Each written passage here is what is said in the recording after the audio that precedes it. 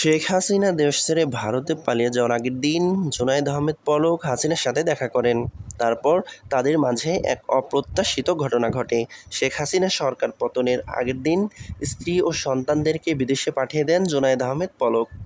অবশ্য তার স্ত্রী একা যেতে চাননি, পলককে সঙ্গে নিয়ে যেতে চেয়েছিলেন। কিন্তু পালিয়ে গেলে শেখ হাসিনার সঙ্গে বেইমানি করা হবে বলে স্ত্রীকে বোঝান জুনায়েদ আহমেদ পলক।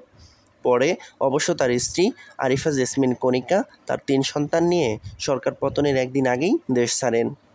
পলকের ঘনিষ্ঠ আরেকটি সূত্র দাবি করেন, গত ২ আগস্ট নাটোরের নিজ এলাকায় জনগণের কাছে ক্ষমা চেয়ে একটি বক্তব্য দেন পলক।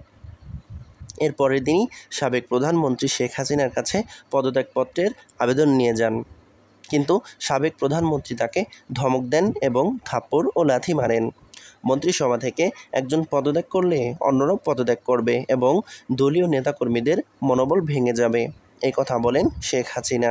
এবং পলকের জন্য এসব করছে বলেন শেখ হাসিনা। জনগণের কাছে ক্ষমা চাওয়ার কারণে আওয়ামী লীগের সাধারণ সম্পাদক ওবায়দুল কাদের ও সড়ক পরিবহন ও সেতুমন্ত্রী পলককে ধমক দেন। এসব কারণেই সরকার পতনের আগে তিনি দেশ ছেড়ে যেতে পারেননি বলে জানা যায়।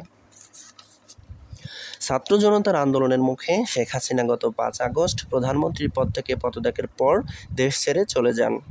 কিন্তু এরপর প্রায় ২৪ ঘণ্টা জাতীয় সংসদ ভবন এলাকার একটি কক্ষে আত্মগোপনে ছিলেন সাবেক ডাক, টেলিযোগাযোগ ও তথ্য প্রযুক্তি প্রতিমন্ত্রী জুনায়েদ আহমেদ পলক।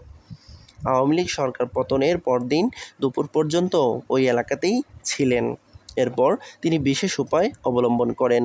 বিদেশে পালিয়ে যাওয়ার জন্য বিমানবন্দরে যান জুনায়েদ আহমেদ পলক। কিন্তু সেখান থেকে তাকে নিজেদের হেফাজতে নিয়ে যায় বাংলাদেশ সেনাবাহিনী।